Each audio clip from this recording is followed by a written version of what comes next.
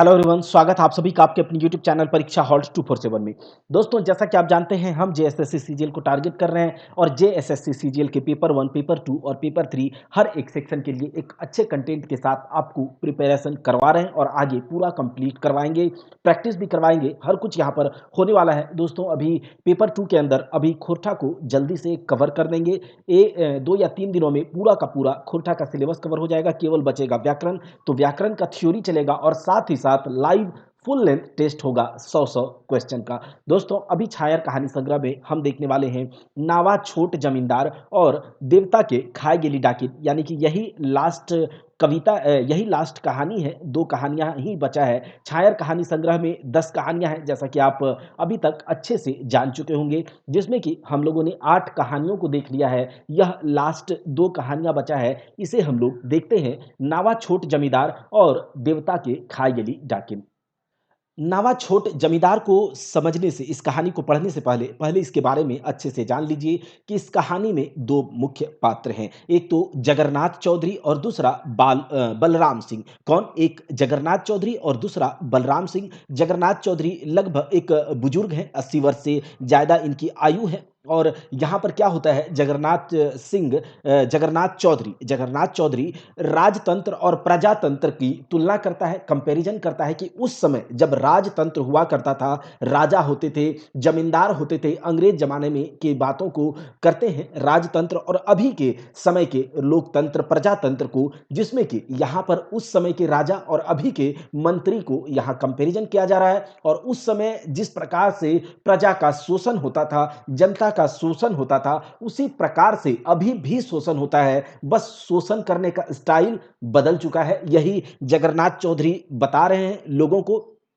जिसमें कि उस समय के राजा को मंत्री कह दिया, और जो कि उस समय के जमींदार लोग होते थे, जो कि छोटे-छोटे किसानों को लूटते थे, उसका शोषण करते थे, उसी प्रकार से अभी के जो जमींदार किसे कहा गया है, तो अभी के जो अधिकारी हैं, कलेक्टर, एसडीओ, सीईओ, कर्मचारी, दरोगा, पुलिस, सिपाही, ये सब जो है अभी के नए छोटे जमींदार हैं। जिस प्रकार से उस तरह समय के जमींदार शोषण करते थे, उसी प्रकार से अभी भी शोषण किया जा रहा है। बस स्टाइल चेंज है, बस पद्धति चेंज है, लेकिन शोषण अभी भी हो रहा है, ऐसा जगन्नाथ चौधरी बता रहे हैं लोगों को। गांव में एक अखड़ा होता है, और अखड़ा क्या है, चलिए इस कहानी को धीरे से अच्छे से समझते हैं, ध्यान से सुनिएगा। देखिए, अखड़ा एगो बैठकी नियर चौक कहता है। अखड़ा क्या होता है? एगो बैठकी नियर चौक जगह के मतलब कहत। अखड़ा क्या होता है? गांव समाज में एक बैठने वाला जगह होता है, एक बैठकी होता है, जहां पर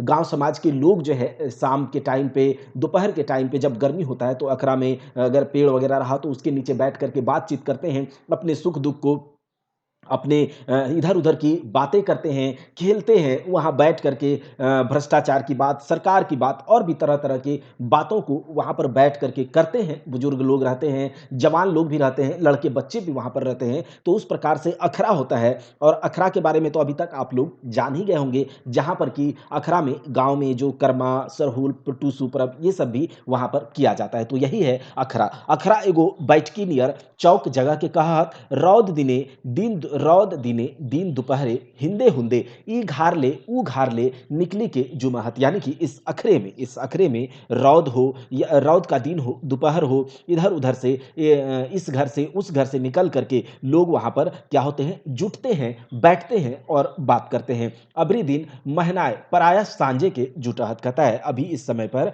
प्रायः क्या होता है, दिन महीना में प्रायः लोग सांझ को, शाम के टाइम में वहाँ जुटते हैं और आपन-आपन खेती-बाड़ी, बर व्यापार कर सुख-दुःख सुनावहत, मतलब अपने-अपने खेती-बाड़ी कैसा चल रहा है, अपना व्यापार कैसा चल रहा है, दुःख-सुख वहाँ पर बैठ कर के एक-दूसरे को सुनाते हैं। करम सोहराई और ऐसने सामाजिक काम-धाम, मतलब करम हो, सोहराई पर्व हो, या फिर इसी प्रकार से किसी भी प्रकार का सामाजिक कोई भी कार्य हो, पर्व हो, अखड़ा में किया जाता है, ठीक है? सर शिकायतों हो वह वहीं पर बैठ करके जब लोग जुटेंगे, जब लोग बैठेंगे तो वहाँ पर जब होगा तो किसी की शिकायत भी करी जाएगी, तो सर शिकायत भी होगा, चुगली भी होगा। वहीं पर अगर किसी की बात किसी को समझ में ना आए या फिर किसी की बात किसी को बुरा लग जाए तो झंझट भी हो जाता है, तो झंझट भी हो जाता है। और बेसी गाँव गरा में आर दारू मोद पी के डींग हाँका हाँकी ही बेसी होवे है। यानी कि गाँव समाज में क्या होता है, दारू शराब पी करके अपना दारू शराब पीने के बाद वहीं पर बैठ करके 4 लोग बैठ करके एकदम लंबा चौड़ा डींग हाँक रहे हैं, अरे मेरे पास ये, मेरे पास इतना पैसा,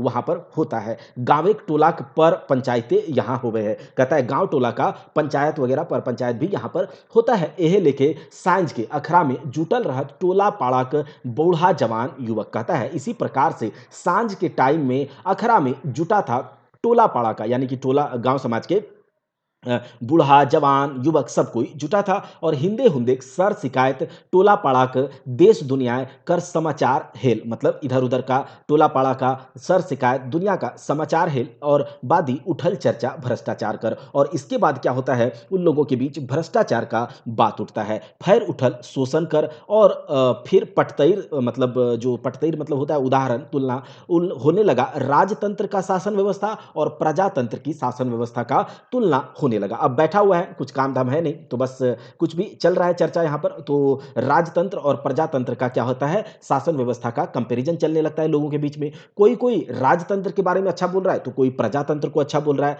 तो सुनिए, जैसे राजतंत्र और प्रजातंत्र विषय ऊपर वाद विवाद चले लगल है, मतलब राजतंत्र और प्रजातंत्र पर वाद विवाद चलने लगा। उसी समय क्या होता है, एगो बूढ़ा 70-80 ले ऊपर है भाई, मतलब एक बूढ़ा 70-80 साल से ऊपर की उम्र का था और उसका ओकर उम्र मतलब उसका उम्र था, बोले लागल, मतलब एक बूढ़ा बोलने लगा कि बोलने लगा तखन कर राजा बराबर एखन कर मंत्री। मतलब उस समय राजतंत्र में उस समय जो राजा होते थे अभी के मंत्री हैं। तखन कर जिम्मेदार बोर्ड जिम्मेदार छोट जिम्मेदार पेटी जिम्मेदार माने अभी का डीसी कलेक्टर एसडीओ सीईओ कर्मचारी दरोगा पुलिस सिपाही अंग्रेजी सरकारें दरोगा अंग्रेजी सरकार का दरोगा सिपाही दरकार पड़े है। कहता है अंग्रेजी सरकार को दरोगा सिपाही का दरकार जरूरत पड़ता था। उसके बाद देखिए राजा का राइजे दफादार, राजा के राज में राजतंत्र में दफादार गोड़ाइत चौकीदार से काम चले हले, मतलब राजा के राज में दफादार गोड़ाइत चौकीदार इन सब से काम चलता था। अंग्रेजी सरकार में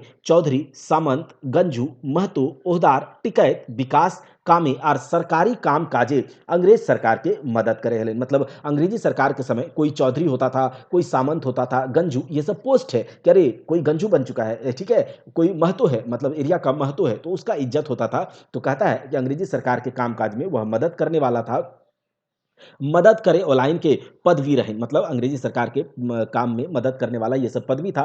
चौधरी सामंत गंजू महतो ओहदार टिकैत टिकैत विकास विकास का में वही लोग करता था, ठीक है। और सरकार कर चमचा और बेलचा, मतलब ये सब सरकार का चमचा बेलचा था, समझ रहे होंगे। उसके बाद देखिए बूढ़ा तनी दैरे बूढ़ा बुजुर्ग रहे से, मतलब कहता है बूढ़ा बूढ़ा जो था तनी ढैरे, मतलब थोड़ा ज्यादा ही बूढ़ा बुजुर्ग था, मतलब 70-80 साल से ज्यादा उम्र था, इसीलिए कोइयो कोनो रोक टोक नहीं करे हेल्थिन। मतलब कोई भी बूढ़ा 80 वर्ष से ज्यादा था, बुजुर्ग था बहुत ज्यादा, इसीलिए कोई रोक टोक नहीं किया। सब बूढ़ा कहनी कहल तरी ओकर अनुभव सुने हेला। कहता है सब बूढ़ा का जो वह बोल रहा था कहानी के जैसा उनका अनुभव को सुनने लगा। बूढ़ा के समाजे इज्जत समान मान मर्याद रहे सेले नातियों पोता कोई हंसी मजाक नहीं करल थी। कहता है बूढ़ा का समाज में इज्जत सम्मान मान मर्यादा था, इसीलिए कोई छोटा बच्चा नाती पोता भी उसका मजाक नहीं करता था। एगो बीड़ी धराय के एक दू टानी के फैर बोले फैर बोले लागल बीडीओ पंचायत सेवक ग्राम सेवक एखन कर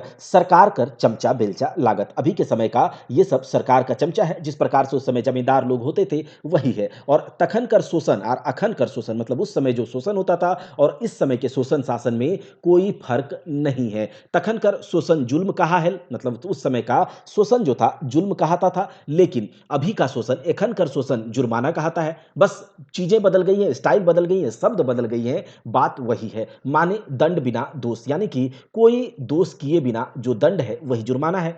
टैक्स माने फीस बिना चुकाव, टैक्स माने फीस टैक्स माने फीस, बिना चुकावल तोर काम कतनो जरूरी रहो और नी है तो मतलब टैक्स समझ रहे हैं ना, घूस वगैरह के बिना अगर नहीं चुका कितना भी जरूरी तुम्हारा काम हो जाए वो नहीं होगा, चाहे मरने जीने का भी सवाल हो तो तुम्हारा काम नहीं होगा। राजा का राज्य अंग्रेजी राज्य, राजा के राज में या फिर अंग्रेजी राज में वफादार चौकीदार दफादार जो चौकीदार गुड़ायत के खुशनुमा एक गिलास की एक दो पैसा दे देली रैयत कर सब दोष खत्म है जाहिल। मतलब उस समय की बात है, राजा के राज में चौकीदार गुड़ायती सबको खुशनुमा के रूप में, मतलब जिस प्रकार से अभी टैक्स देते हो घूस देते हो, अगर एक दो गिलास दे दिया जाए या कुछ पैसा दे दिया जाए तो रैयत यानी कि जो किसान होते थे, जो छोटे मोटे लोग होते थे जिसके पास छोटी छोटी जमीनें होती थी, वो लोग अगर एक दो गिलास पिला दिया, कुछ पैसा दे दिया तो सब दोष उसका खत्म हो जाता था। बेसिस बेसी जिमीदार के गोड़ लगाए कहूँ हूँ एक एक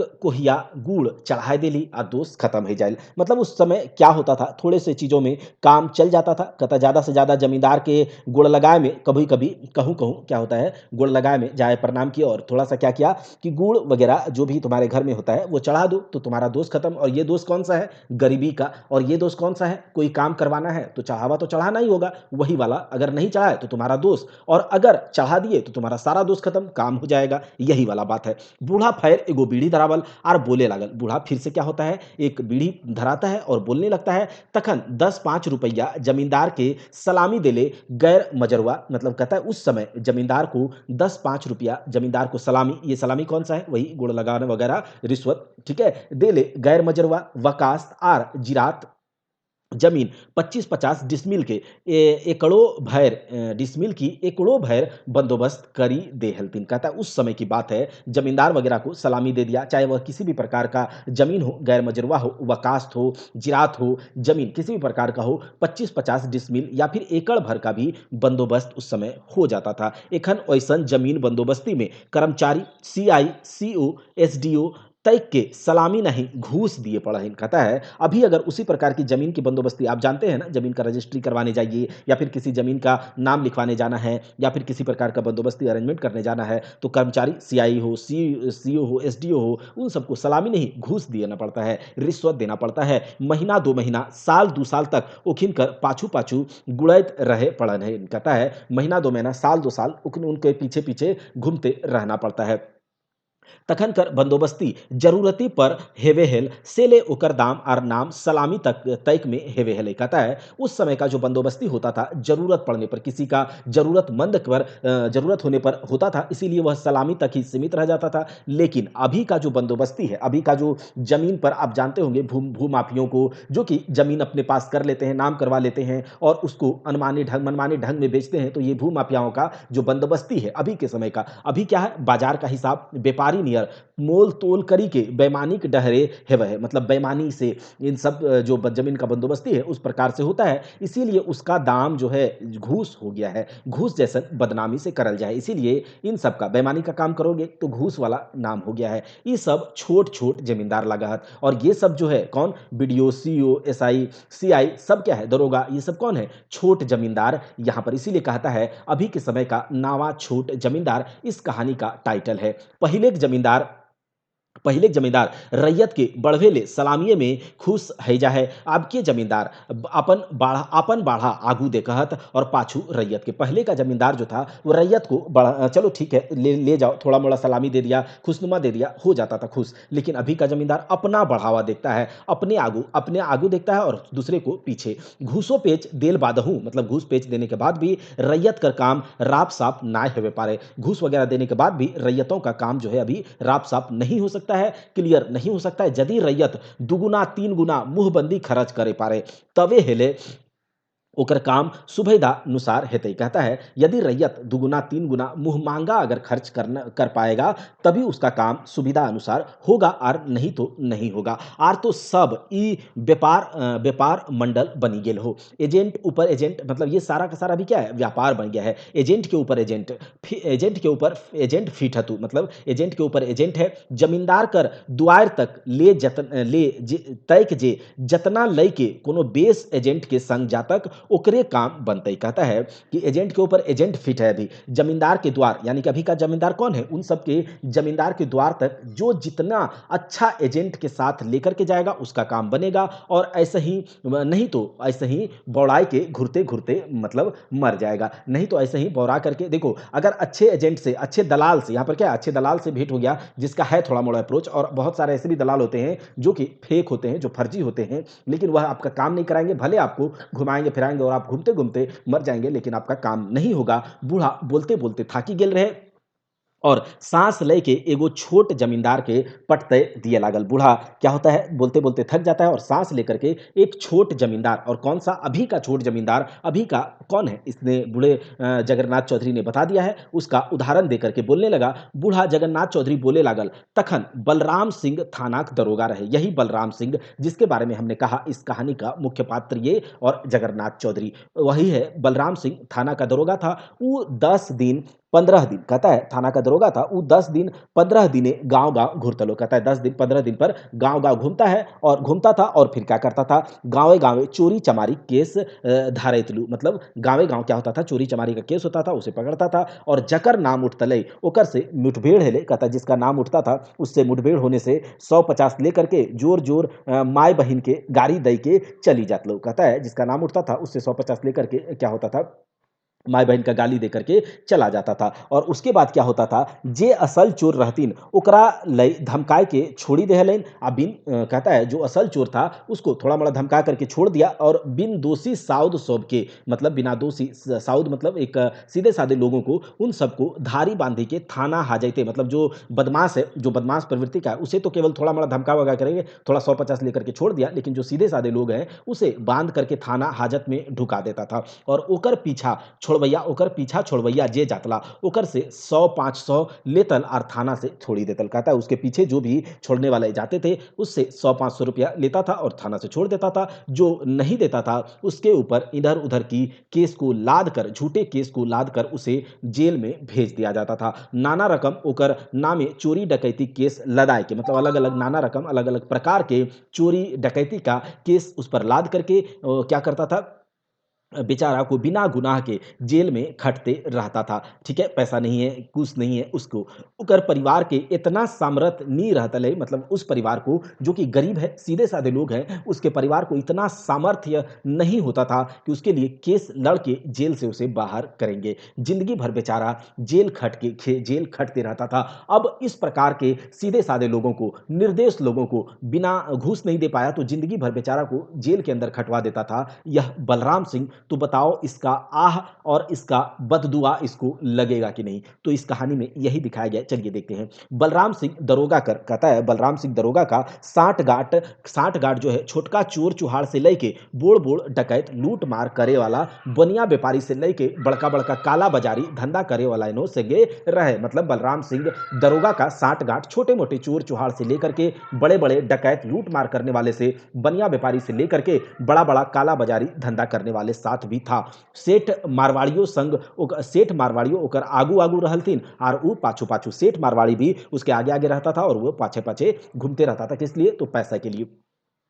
दिनगाना और महीनवारी होकर बांधल रहे यानी कि हफ्ता दे दोगे ठीक है सब कोई आके बिना किसी हफ्ते महीने में आकर के या दिन में आकर के क्या करोगे मुझे मेरा जो भी बनता है वो आकर के दे दोगे तो ठीक है दिनगाना और महीनवारी नहीं मिल ले फिर वो पहुंची जातल और भौड़ भौड़ गाड़ी दे ले कहता है अगर उसे उसका महीना हफ्ता और दिन का जो भी बनता था उसका जानते हैं क्या बनता था जो भी उसका कमीशन बनता था वो उसे नहीं देता था तो वो उसके पास पहुंच जाता था भौड़ भौड़ मतलब खराब खराब गाली देते देते तनी संथाई के मतलब थोड़ा सा सुस्ता करके थोड़ा-सा शांत होकर के जो है जगन्नाथ चौधरी फिर बोलने लगता है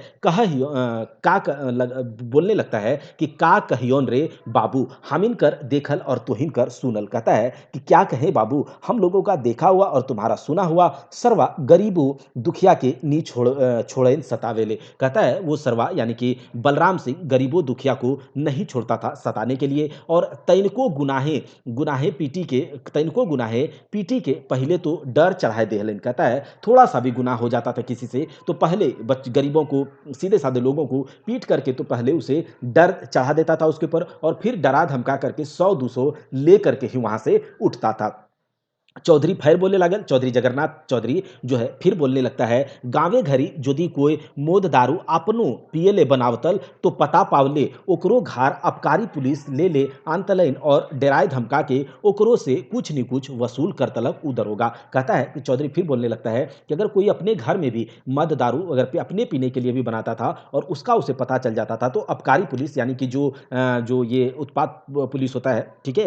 तो उन सबको लेकर के उसको डरा धमका करके वहाँ से कुछ ना कुछ उन लोगों के पास पहुँच जाता था और उसे डरा धमका के कुछ ना कुछ उससे वसूल करता था वो दरोगा बलराम सिंह। अपनो लेलतक और आबकारियों के दियावतन अपना भी लेता था और वो जो पुलिस को साथ में लेकर के जाता था उसे भी दिलवाता था। "फैर काहे ले बुआ?" मतलब कोई छौवा पूछल। वहीं पर कुछ लड़के थ बच्चे बैठे हैं उसका बात सुनने के लिए। वो पूछते हैं, "फिर क्या होता है बुआ बताइए?" कोई पूछा। चौधरी जी कहे लागल, "का कहियोन रे बाबू, सरवा दरोगा खाल।" कहता है, "क्या कहे बाबू?" उस सार दरोगा का हाल कुछ दिने तो बड़का बनी गेल रहे। कहता है कुछ दिन में ही तो वह बड़ा आदमी बन गया था। बड़का गो एगो बिल्डिंग बनावल और कारो राखे लागल, मतलब एगो बहुत बड़ा सा बिल्डिंग बनाता है और कार भी रखने लगता है। बलराम सिंह दरोगा का नाम बिकाए लगले, बलराम सिंह दरोगा का नाम बिकने लगा, ठीक है? बिकने लगा। गरीब दुखिया के ओकर नाम से डराए लागत और गरीब दुखिया का उसका नाम से डरने लगा। फिर एक लड़का पूछता है, "फिर क्या हुआ बूबा?" यानी कि फिर क्या हुआ आजा, फिर क्या हुआ दादाजी? तो गरीब दुखा दुखा के सतवल कहता है कि गे जो ये बूबा कहता है यानी कि चौधरी जी कहते हैं कि गरीब दुखा के सतवल के जे हेवे है से हेले। कहता है गरीब दुखिया को जो सताता है, जो उसके साथ होता है वही उसके साथ हुआ। सरवा के तो एको गो अपन बाल बच्चा मुँहे आइगो दिए ले नी बचलती। कहता है सरवा को तो एक भी बाल बच्चा उसको उसके मुँह में आग देने के लिए भी नहीं बचता है। ओकर मवैत तो बादे हेले। कहता है वो उसका मौत तो बाद में हुआ। हाथे गोड़े गोटे गोटे घाव घस हेर रहे, मतलब हाथ गोड़ में उसका पूरे शरीर में घाव घस हो गया है। गोटे शरीर ओकरा पानी चढ़ गेल रहे, मतलब पूरे शरीर में उसका पानी हो गया था।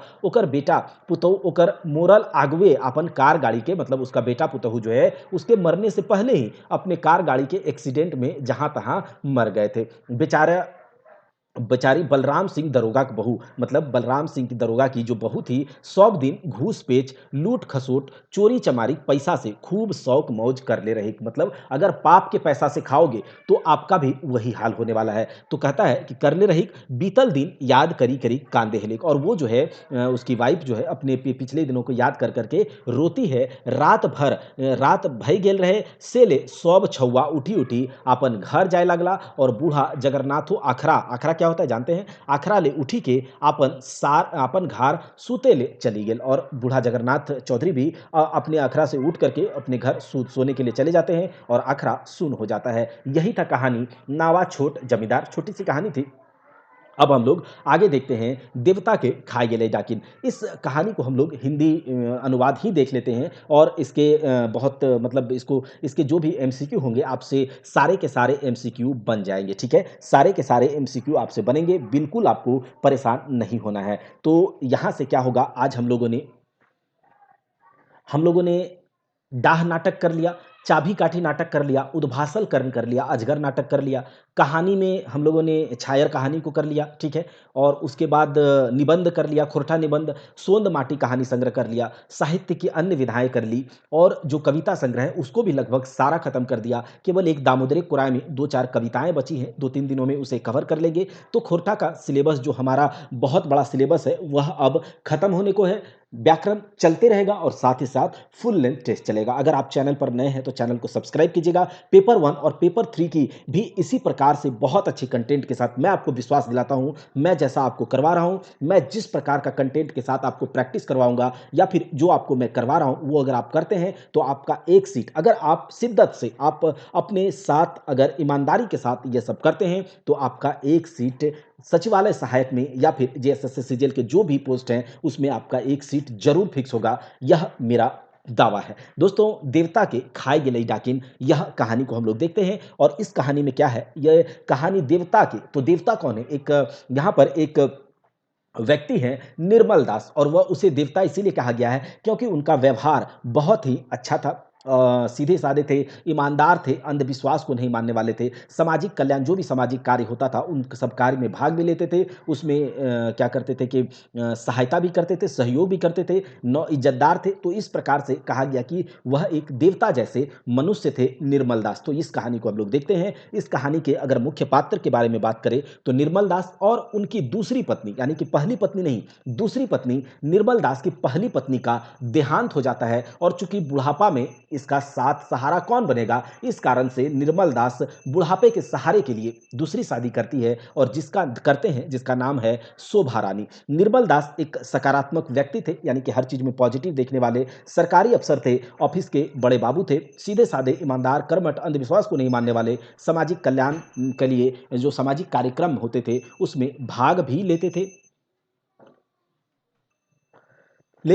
पढ़ने पढ़े लिखे थे, नौकरी था और इज़्ज़तदार इस प्रकार से थे इसीलिए। और अगर बात करें इनकी पत्नी शोभा रानी, तो यह निर्मल दास जी जो थे, चूँकि इनकी दूसरी पत्नी थी, बुढ़ापे का सहारा के लिए इन्होंने किया था, तो यह बुजुर्ग व्यक्ति थे। लेकिन यह जिस पत्नी शोभा रानी से शादी करते हैं, यह जवान थी, ठीक है, खूबसूरत थी।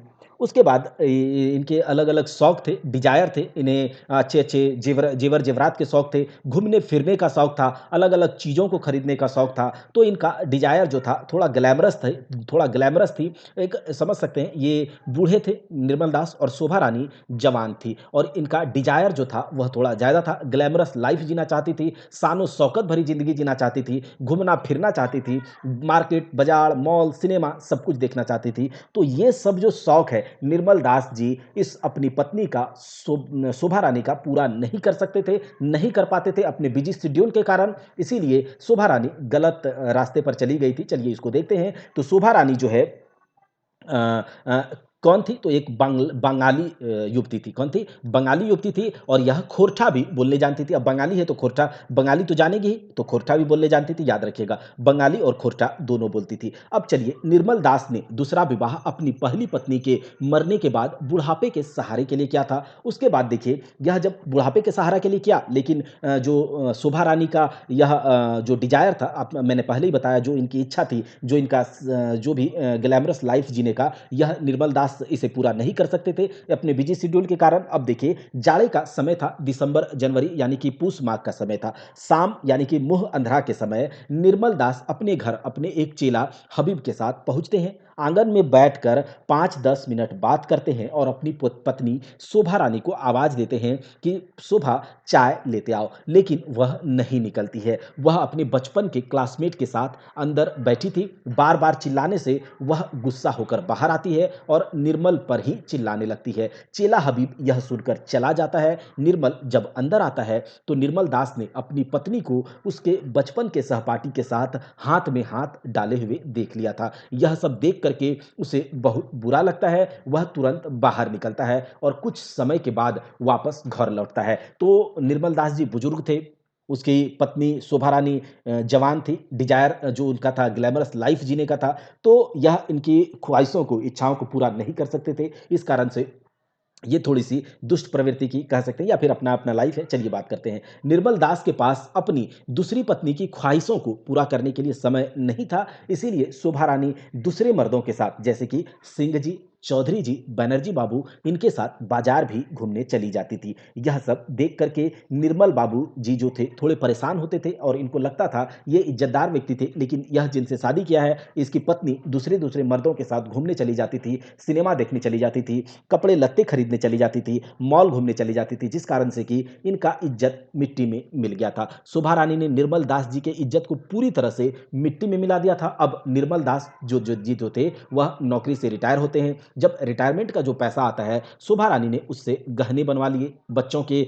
स्कूटर, मोटरसाइकिल दिलवा दिए, उससे सारे के सारे पैसे खत्म कर दिए। घर के मरम्मत की ज़िम्मेदारी बड़े बेटे के ज़िम्मा था और मंझला बेटा के लिए एक दुकान खोल दिया था और कुछ पैसा पॉकेट खर्चा के लिए रखा था। बड़ा बेटा डींग हाँकने वाला नेता बन गया, मंझला बेटा के दुकान भी बंद हो गया। जो मंझला बेटा को दुकान दिया था, वह दुकान भी बंद हो जाता है, बड़ा बेटा डींग हाँकने वाला नेता बन जाता है। निर्मल दास समय बीतने के बिताने के लिए अलग-अलग, चूँकि इनके घर में ये जिस प्रकार की जो वातावरण था, इस कारण से यह समय बिताने के लिए अलग-अलग क्षेत्रों में समाज सुधारक आंदोलन में या सूदखोरी, सामंतवादी, पूंजीवादी आदि का विरोध करने के लिए चले जाते थे।